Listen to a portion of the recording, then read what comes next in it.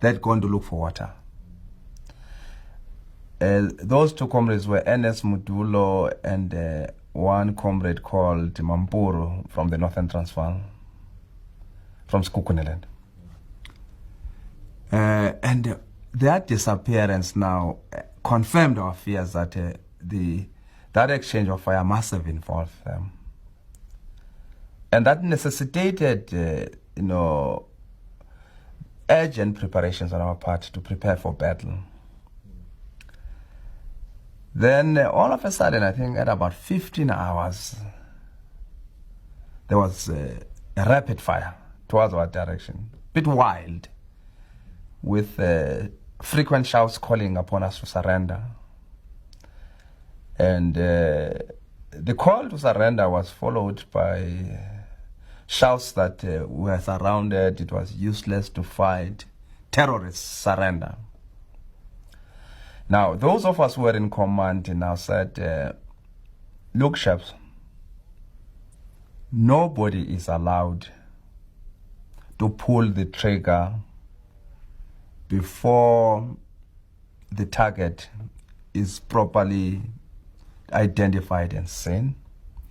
There must be a clear economy of ammunition. We don't know how these battles are going to last. We have no supplies. So every bullet is precious. So there must be no panicky firing back. Now they continued firing and clearly worried about our silence. There was deafening silence, a lot of tension. You must remember this was the first experience of a battle. None of us had ever been fired at. And I can tell you, it was frightening because these bullets were passing very close to us, over our heads. And I remember some comrades actually panicked, and there was one who came to say to us that he was wounded, and we discovered that he was not wounded, he was just panicking. But the arrogant enemy stood up to say, one of them said, where are they? Can you see them? They had thrown caution to the wind, and I suppose they thought that we're scared. And our comrade said in Zulu, Nankuya. And man, our fellows just opened almost at the same time and shot two of them. And fortunately, the guys they shot were the commanders. And you see, a regular army, unlike a guerrilla army, depends on a commander. The commander is the key person. When the commander is, killed or wounded and is unable to command, you see, the morale of the regular army is affected. So there was a lot of panic on their part, and they began to run away. Then we began now to chase them and to really, dispel the attack. We neutralized the attack. And we discovered, you see, for the first time that, look, we are dealing with people who are also very afraid. Because in running away, they left behind their weapons, their supplies of ammunition, food, and everything. I mean, that is sort of a very undisciplined way of retreating. You see, you don't retreat and leave behind your guns, you see, because how are you going to fight again? So they ran away in a very disorderly manner. And that was our first baptism of fire. We're baptized now. We're stronger. We had, the fear was gone. No, the nervousness, the throbbing of the heart against the ribs, it disappeared. You see, we're all unnerved now. We're very cool and determined. But again, we had not been eating well for a very long time. So this was a welcome supply of food for us. The masses on the ground had not been organized to receive us and to give us the necessary support in terms of intelligence, in terms of protecting us, in terms of giving us regular meals, and in terms of guiding us generally within Rhodesia itself. It was clear that we had a responsibility to save the detachment. It would have been wrong militarily to fight to the last man. We had beaten back the Rhodesian forces a number of times. We never lost a battle. And every time we beat them back, but we also suffered a few casualties, probably 6 to 7 comrades who died there. And after thorough examination of what certainly shocked us, the openness of the terrain as we moved towards Plumtree, towards Matabeleland, with no trees except some shrubs and no mountains. We felt that now we're beginning to be a sitting duck in terms of the enemy's planes. The planes of the enemy had bombed us twice. I mean, the jets and helicopters. And that sort of compelled us to take a decision to retreat to Botswana in order to build up our forces, to re-establish, as well as to re-establish contact with headquarters in Lusaka. That we did, I mean, in terms of retreating to Botswana. But unknown to us, Botswana, South Africa, and Zimbabwe had been, pulled into the question of looking for us. Of course, probably with different motives. Rhodesia and South Africa definitely to search and destroy. Botswana to identify us and arrest us and negotiate with the ANC about our presence. So when we went to Botswana, after a few days, we were discovered. There was a difference amongst us as to whether we should resist arrest and fight back.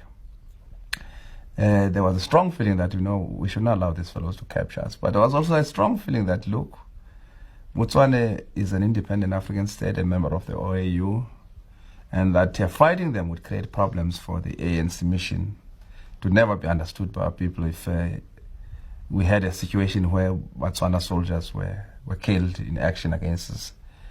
So ultimately, we agreed that let us surrender. After we had been assured by the Botswana officers that they were under pressure from South Africa and that we wouldn't be imprisoned, we would just, be allowed would be sent back to Zambia. So after some time then we surrendered. But they never kept their word. I think they were under pressure from South Africa. They were afraid. I mean, clearly the government was afraid. They had a small army, small police force, which could never stand up to the bullies in Pretoria. So the price they had to pay was actually to imprison us. We were sentenced to long terms of imprisonment, 4 years, 5 years, 6 years. And we served sentences in the Gaborone maximum security jail.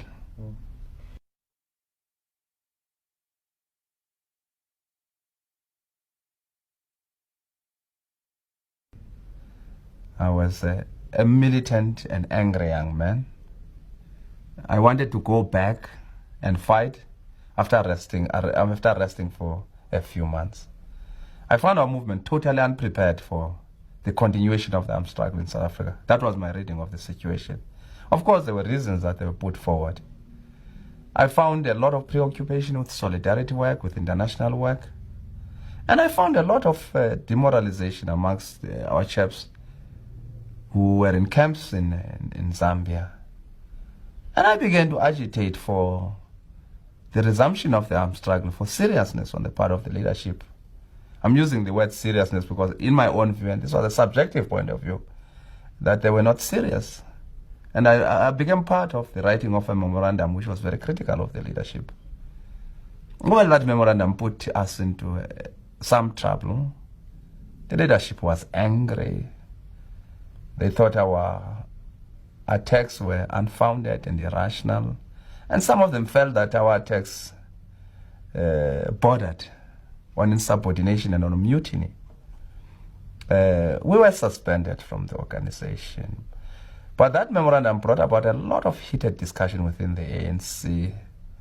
The need to have a conference, the need to work out a clearer strategy of struggle, of revolutionary struggle.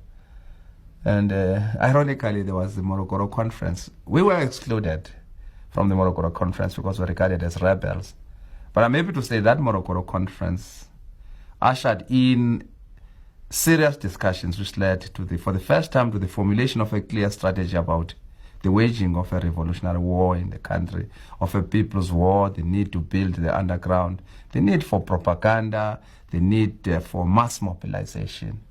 So, despite the fact that, I sort of suffered as a co-author of the document in terms of isolation, in terms of suspension, but I felt that I was going to to accept any sort of punishment, because I told the people, though some of them thought that I was a traitor, that with the ever-escalating tension between South Africans, mainly of Africans of black race, I'm talking about the natives, the tension between us and the foreign nationals, especially our African brothers and sisters.